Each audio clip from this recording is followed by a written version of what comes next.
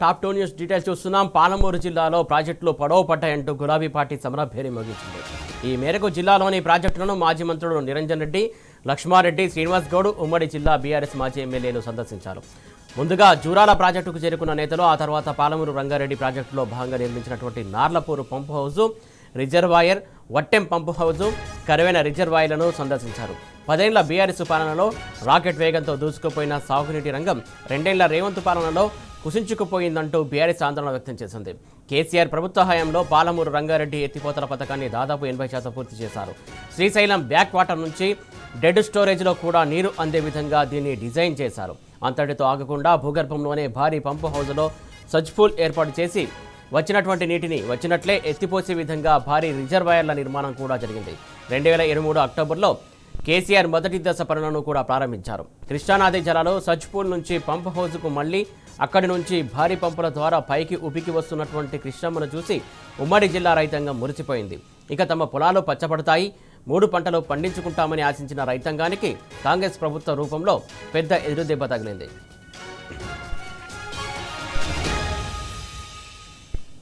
ఇటు పాలమూరు జిల్లాలో ప్రాజెక్టులు పొడవ పడ్డాయి. దీనికి సంబంధించి ఏదైతే మాజీ మంత్రులు నిరంజన్ రెడ్డి, లక్ష్మారెడ్డి అలాగే శ్రీనివాస్ గౌడ్ కూడా పర్యటించారు. దానికి సంబంధించి పూర్తి అప్డేట్స్ మా కరెస్పాండెంట్ నరేష్ అందించడానికి సిద్ధంగా ఉన్నారు. నరేష్, చెప్పండి, మొత్తానికి ప్రాజెక్టును సందర్శించారు, దాని తర్వాత మాజీ మంత్రులు ఏం చెప్పారో, అసలు దానికి సంబంధించి డీటెయిల్స్ ఏంటి?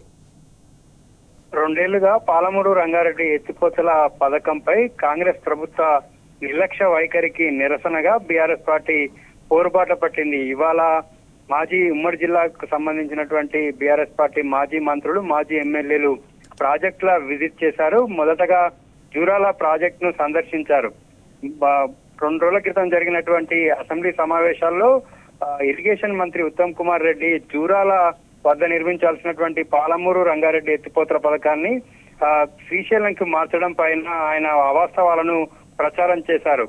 ఇవాళ ఆ అవాస్తవాలు ఏంటి, వాటి మీద అన్నిటి కూడా మాజీ మంత్రులు క్లారిటీ ఇచ్చారు. జూరాల ప్రాజెక్టు వద్ద ఈ జనవరి నెలలోనే నీళ్లు లేవని, పూర్తిగా బురద కనిపిస్తుందని, ఇటువంటి చోట పాలమూరు రంగారెడ్డి ప్రాజెక్టు కడితే కేవలం వరద వచ్చేటటువంటి 40-45 రోజులు మినహా మిగతా రోజుల్లో నీటిని పంపింగ్ చేసుకునేటటువంటి అవకాశం ఉండదని ఇవాళ ప్రజలకు, ఉమ్మడి జిల్లా ప్రజలకందరికీ కూడా మాజీ మంత్రులు క్లారిటీ ఇచ్చారు. మరోవైపు ప్రాజెక్టు రీడిజైన్ కి సంబంధించి కూడా ఎక్కువ ముంపు ఉండేది. దాదాపుగా 45 గ్రామాలు ముంపుకు గురయ్యేటివి. జూరాల వద్ద పాలమూరు రంగారెడ్డి ప్రాజెక్టు కడితే 45 గ్రామాల ముంపుతో పాటు 77,000 ఎకరాల భూసేకరణ చేయాల్సి వచ్చేదని చెప్పారు.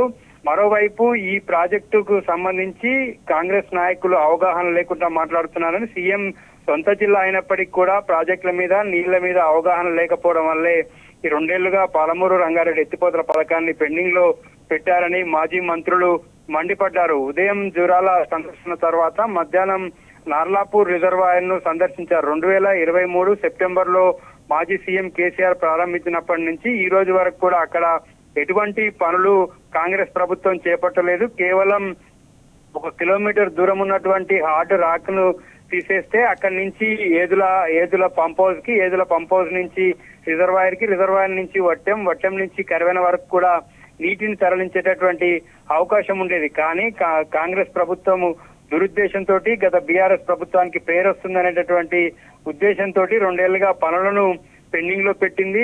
కాంగ్రెస్ ప్రభుత్వం అనేక సాకులు చెప్తూ 2 ఏళ్లుగా కాలయాపన చేస్తూ వచ్చింది. ఇదే అంశాన్ని పాలమూరు జిల్లా ప్రజలకు తెలియజేయాలనేటువంటి ఉద్దేశంతో ఇవాళ ప్రాజెక్టుల బాట పట్టింది బీఆర్ఎస్ పార్టీ. ఇప్పటికే మాజీ సీఎం కేసీఆర్, కాంగ్రెస్ ప్రభుత్వము పాలమూరు జిల్లాకు, తెలంగాణకు చేస్తున్నటువంటి అన్యాయం పైన గలమెత్తారు. ఉమ్మడి జిల్లా మాజీ మంత్రులు, మాజీ ఎమ్మెల్యేలకు ఇప్పటికే ఈ అంశంపై ఏ విధంగా పోరాడాలి, ప్రజల్లోకి ఈ అంశాన్ని ఏ విధంగా తీసుకెళ్లాలనేటటువంటి అంశంపై ఇప్పటికే దిశానిర్దేశం చేశారు. మాజీ సీఎం కేసీఆర్ దిశానిర్దేశంతో బీఆర్ఎస్ పార్టీ మాజీ మంత్రులు, మాజీ ఎమ్మెల్యేలంతా కూడా ప్రాజెక్టులు బాట పట్టారు.